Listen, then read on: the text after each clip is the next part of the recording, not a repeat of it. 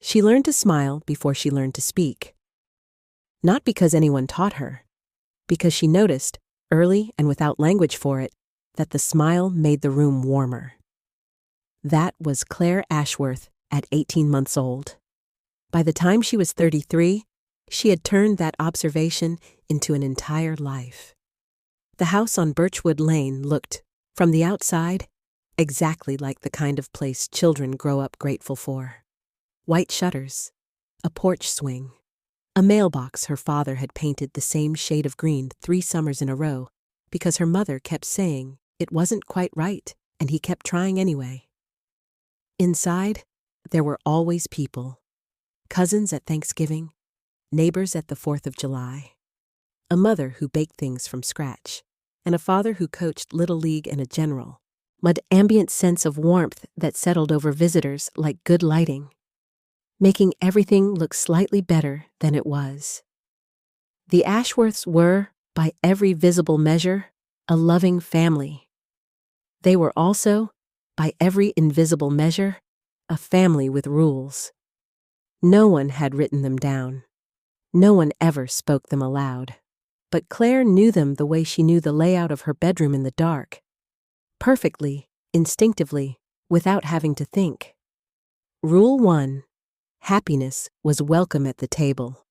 Sadness was tolerated briefly. Anger was not on the menu. Rule 2. Problems could be mentioned, but not dwelt upon. The correct response to difficulty was optimism, and the correct timeline for recovery was short. Rule 3. The one that governed everything else. The one that ran beneath the surface of the Ashworth household like an electrical current was this. The family's story was a good one, and everyone inside it had a role to play in keeping it that way. Claire's role was the easy one. Not easy in the sense of simple.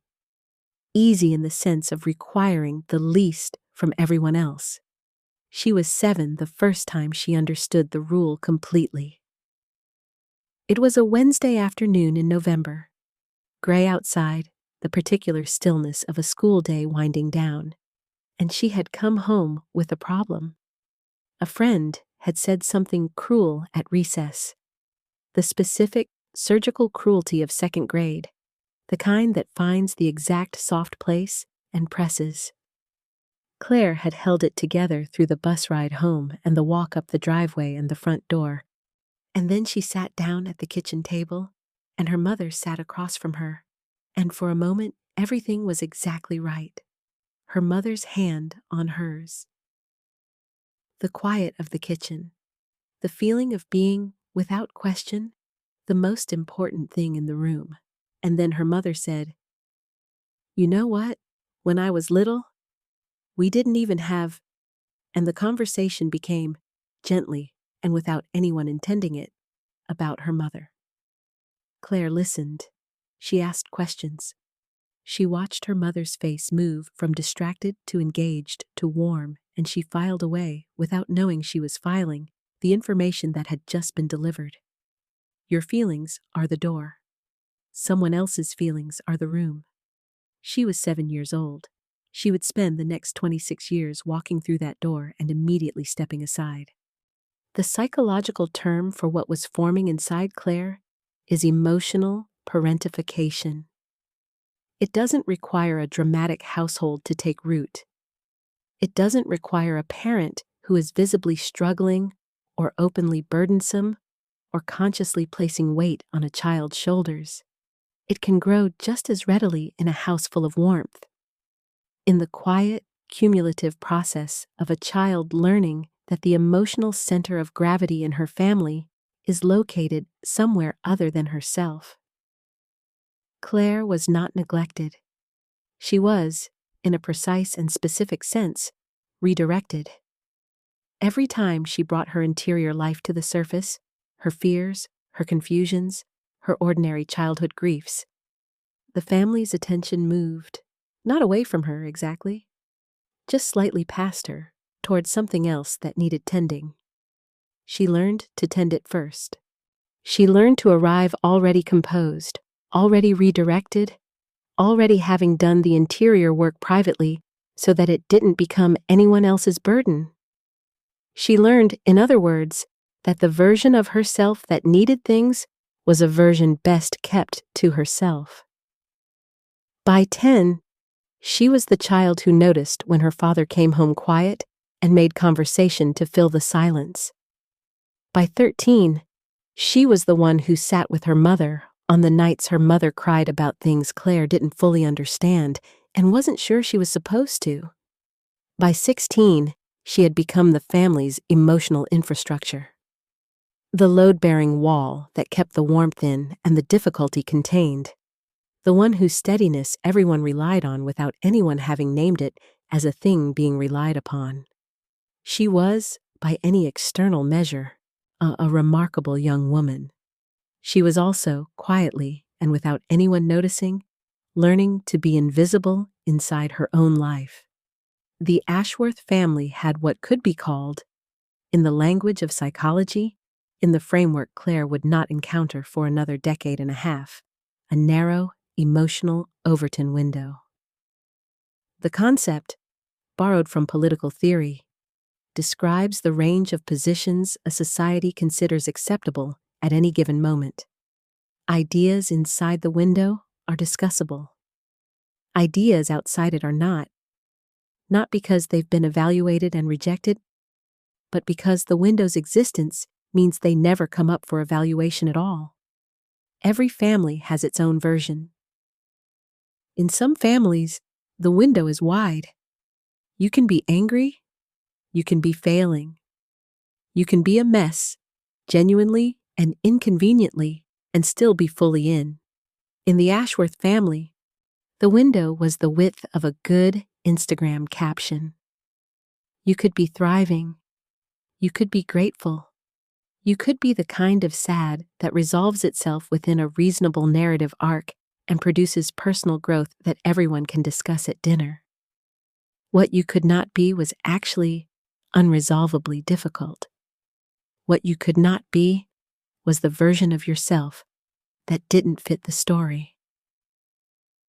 Claire fit the story beautifully. She was the daughter who succeeded, the one who made things easier, the one her parents bragged about in a way that was warm and genuine and laced, without anyone recognizing it, with the quiet relief of a family that didn't have to worry about her. She was loved for her performance. She learned to love them back with one. At 24, Claire moved to Chicago.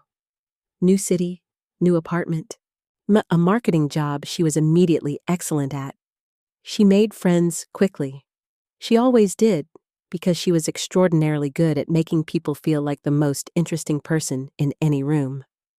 She dated. She built a life that looked, from the outside, like the logical continuation of the Birchwood Lane childhood. Warm, successful, full.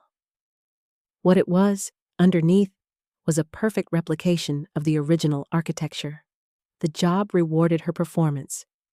The friendships operated on her terms. She gave generously, deflected skillfully, and remained, in the most essential way, unreachable. The men she dated were, without exception, people whose emotional needs created a clear role for her. She did not choose them deliberately. She chose them the way water chooses the path of least resistance, not through decision, but through shape. Her shape had been formed a long time ago. It fit perfectly in relationships where love was something you maintained, where warmth was something you worked to preserve, where the equilibrium of the connection depended, in some quiet but essential way, on Claire being the one who managed things. Relationships where love was simply given, freely, consistently, without requiring anything of her, felt, to some deep and unexamined part of her, like standing in a room with no furniture.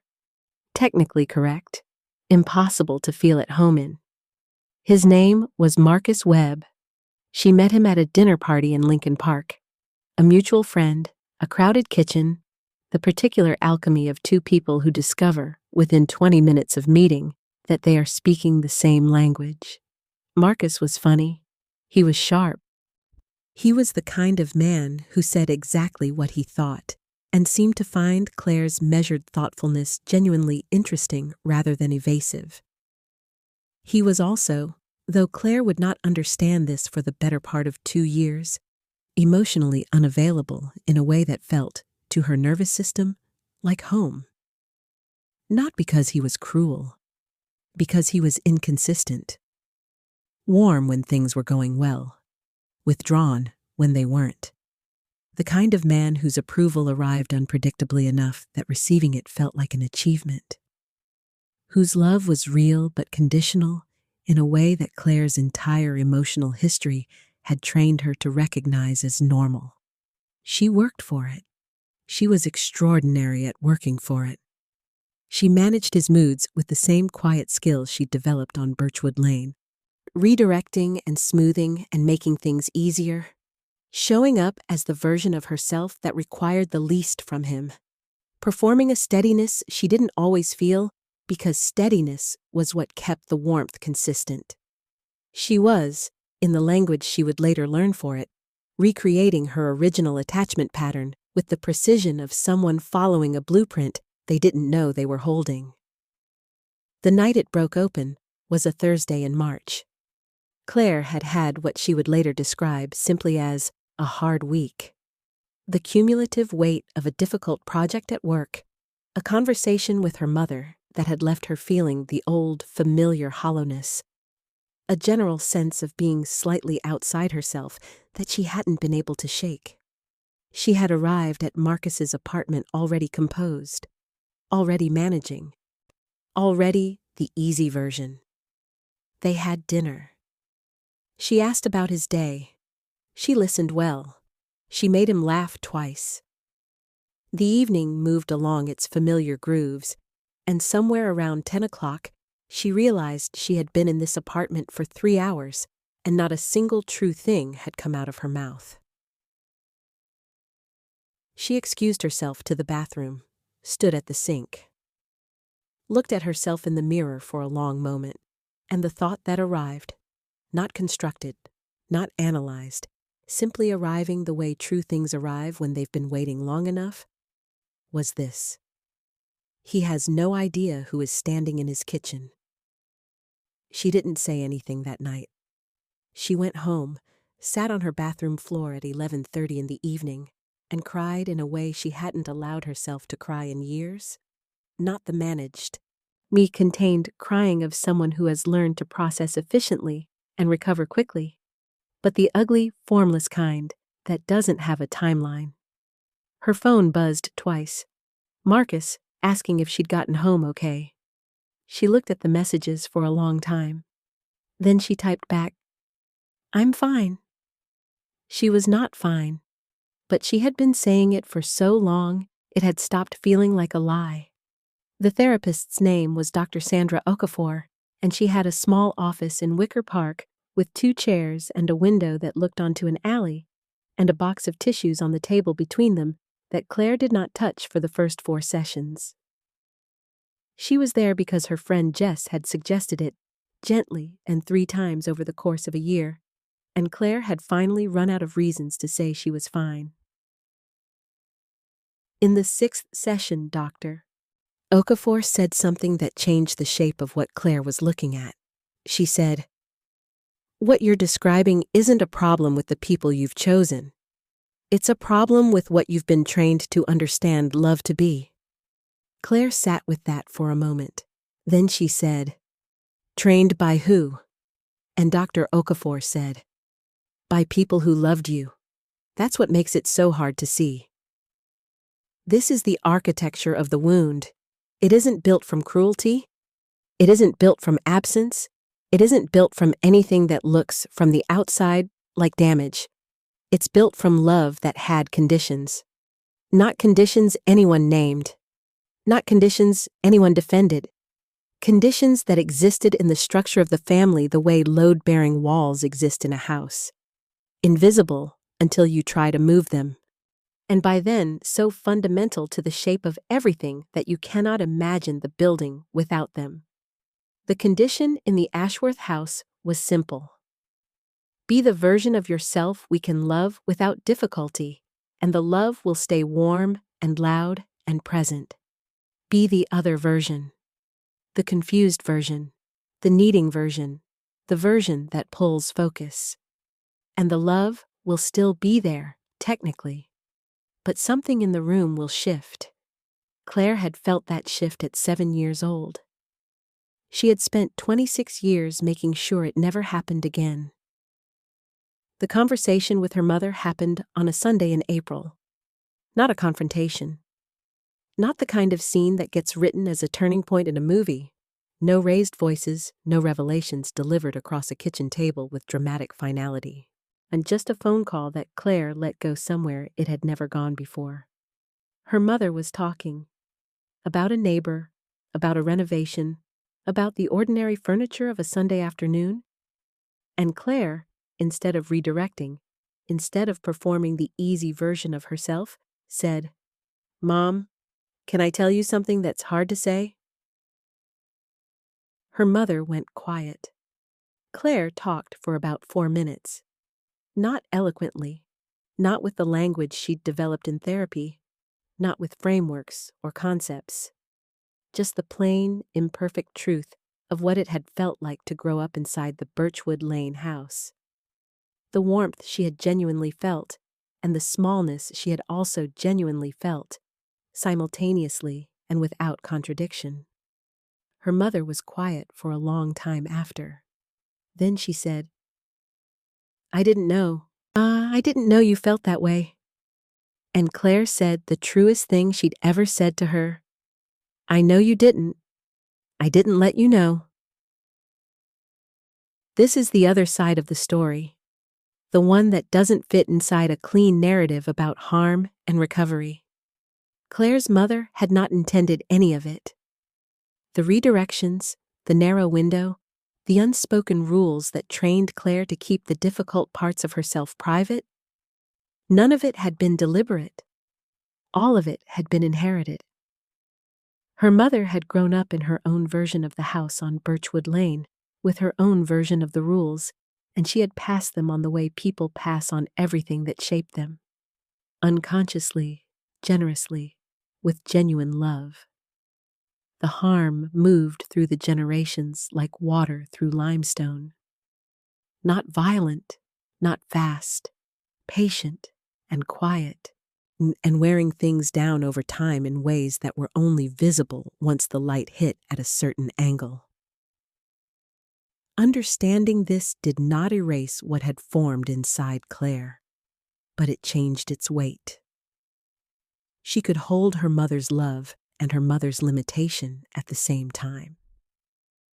She could be honest about the wound without needing her mother to be the villain of it. She could grieve what she hadn't been able to be inside that house without grieving the house itself. That turned out to be its own kind of freedom. She ended things with Marcus in May. Not with anger, not with accusations, with the quiet clarity of someone who had finally been able to name the shape of what she had been building and recognize that she had built it to specification. He had given her what she knew how to want. She was learning, slowly, but to want something different. She was 33 years old. She was, in the truest sense she had ever been, at the beginning. There is a moment Claire returns to, now, when she talks about what changed. It was small, ordinary, the kind of moment that doesn't announce itself as significant until much later. She was at a dinner party, different city, different crowd, a year after the Thursday in March. She was talking to a man she'd just met, and he asked how she was doing. And instead of the reflexive, "I'm great, tell me about you," instead of the practiced, effortless redirection that had carried her through 33 years of social interactions, she paused. And she said, "Honestly, it's been a complicated few months. I'm getting there." The man said, "Tell me about it." And she did. Not everything, Not the whole architecture of Birchwood Lane and Marcus and the bathroom floor at 11:30. Just the surface of it. Enough to be real. Enough to be actually present. Enough to be in the room as herself, rather than as the version of herself she'd constructed for other people's comfort. The conversation that followed was the best one she'd had in years. Not because anything remarkable was said, because two actual people were in it. She thought about that later, driving home, about how little it had taken. One true sentence, the willingness to stay in the room and find out what happened next. She had spent so long assuming the room would cool when the performance stopped. It hadn't. It had, for the first time in as long as she could remember, actually warmed. Somewhere in America tonight, there is a version of Claire at a dinner table. She is warm. She is funny. She is asking the right questions and laughing at the right moments and making everyone around her feel, in the particular way she has always been extraordinary at, completely at ease. And underneath the performance, underneath the competence and the warmth and the fluency of a person who learned early and learned well, there is a version of her that has not been introduced to anyone in the room. That version is not broken. She is not damaged beyond what time and honesty and one or two safe rooms can address.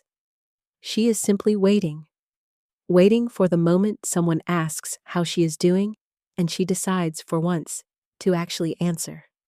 Waiting for the room to stay warm when the performance stops. Waiting to find out, maybe for the first time, that the inside of her was worth being curious about all along. The house on Birchwood Lane still has the green mailbox. Her father painted it again last spring.